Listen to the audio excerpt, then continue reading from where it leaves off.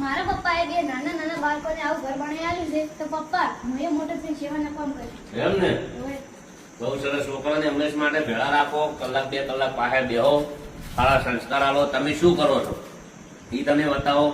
હાલ હું જેમ અંગાત લઈને આવ્યા છે કે જે મેં મકાના સેવાનું કર્યું છે એ જુઓ, એને ખબર પડે કે મારા પપ્પા શું કરતા હતા.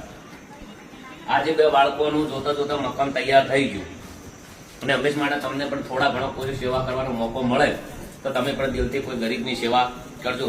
કદાચ થોડા ઘણોમાં કોઈ ફાળો આવ્યો હશે, કોઈ સમય બગાડ્યો હશે, તો એમને પણ હું દિલથી ખૂબ ખૂબ આભારી છું. અને આ કોઈ મેં મારે ફેક્ટરી બનાવી, કપડાની દુકાન બનાવી એવું નથી.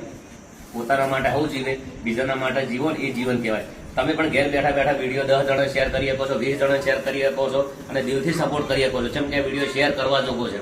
તમારી સારી કોમેન્ટ જોઈ તમારા મનની અંદર એક એવું મનોબળ જાગે કે લાવો આપણે પણ વધારે સેવા કરીએ.